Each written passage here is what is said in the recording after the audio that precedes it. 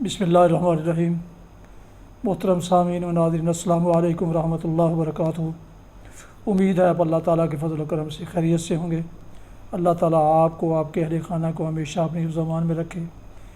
کڑوے گلاب سلسلے کا ولاگ پیش کرتا ہوں، جس کا مضمون جناب محمد سلیم بٹ صاحب کی کتاب پاک نگری سے لیا گیا ہے۔ تو شروع کرتے ہیں آج کا ولاگ۔ عنوان ہے گنگا رام کی سمجھ میں نہ آئے۔ میں ایک پریشان کن خبر کے بارے میں سوچ رہا تھا کہ آنکھ لگ گئی تو مجھے ایک شخص ملا اور اپنا تعارف کروایا کہ مجھے گنگا رام کہتے ہیں۔ میں نے کہا کہ سر گنگا رام؟ انہوں نے فرمایا آپ کہہ سکتے ہیں، میں اپنے منہ سے کیسے کہوں؟ گنگا رام جی، جن کے پاس ہی عبدالستار ایدھی کھڑے تھے، ان کی طرف اشارہ کرتے ہوئے فرمایا کہ جو لوگوں کی زندگیاں بچاتا ہے، تم خود اس کی زندگی ختم کرنے کے در پے ہو، اس کے کام کو ملیا میٹ کر رہے ہو۔ وہ تو انسانیت کا عظیم خادم ہے، یہ سب کچھ وہ تم لوگوں کے لیے ہی تو کر رہا ہے۔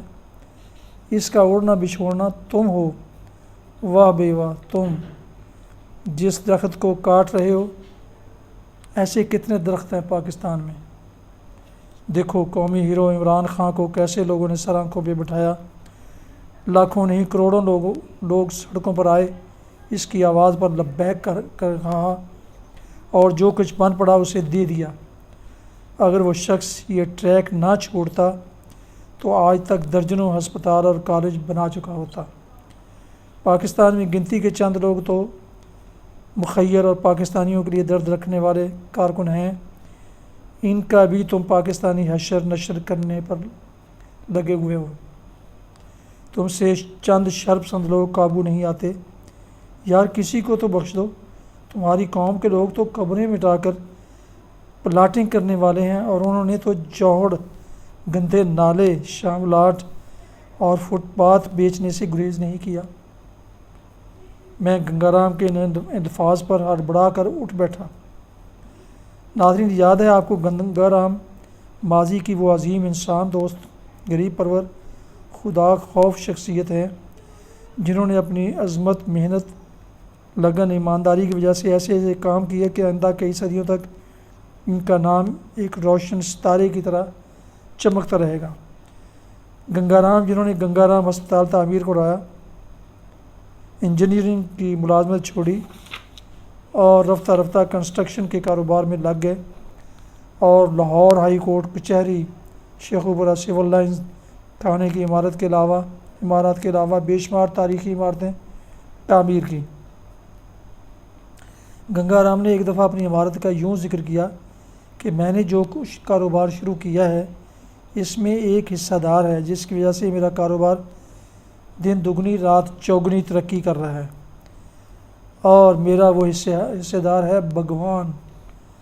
میں کاروبار میں روز حساب کرتا ہوں، اور جو بچتا ہے اس کا آدھا حصہ فوری نکال کر بھگوان کے لیے علیحدہ کر دیتا ہوں۔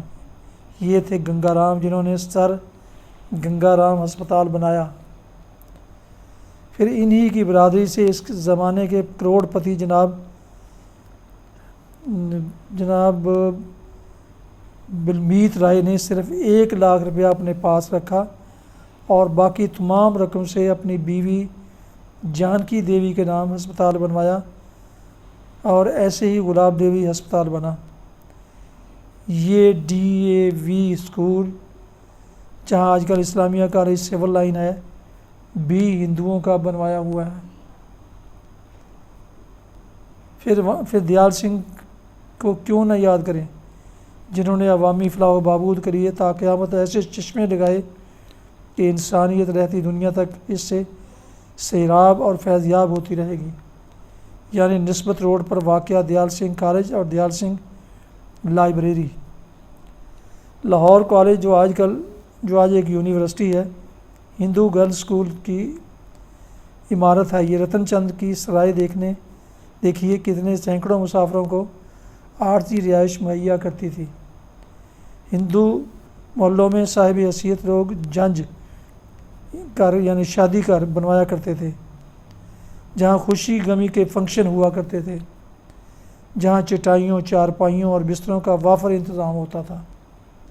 میرا مقصد ان لوگوں کے کارناموں کا ذکر کر کے ان تمام شخصیات کو مشرف با اسلام کرنا نہیں، بلکہ ان کی انسان دوستی کے جذبے کو اجاگر کرنا ہے۔ جب میں 8-9 سال کا تھا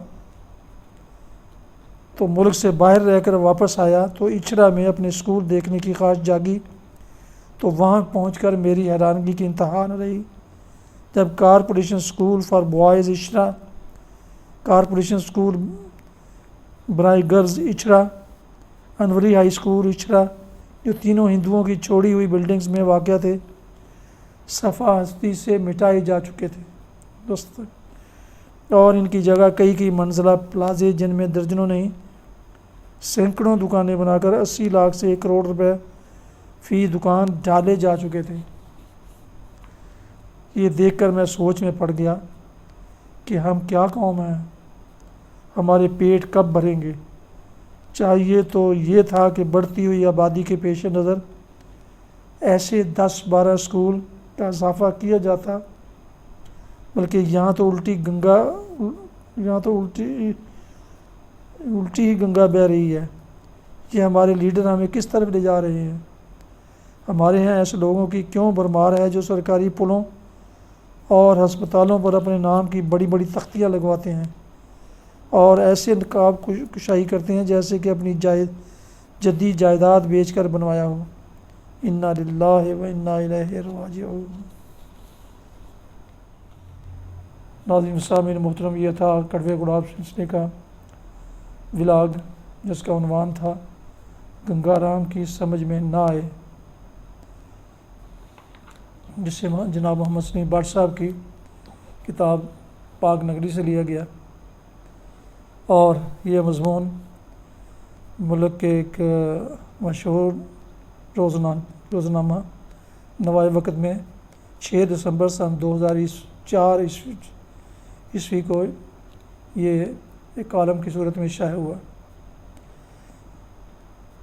ایسے ہی ولاگ حاصل کرنے کے لیے میری گزارش ہے کہ جن دوستوں نے ابھی تک میرے یوٹیوب چینل BA رشیدی کو ابھی تک سبسکرائب نہیں کیا، وہ اسے سبسکرائب کر کے لائک کر کے بیل آئیکن کو ضرور پریس کریں تاکہ آئندہ آنے والے ایسے دلچسپ اور معلوماتی ولاگز ان تک باقاعدہ اور بروقت پہنچتے رہیں۔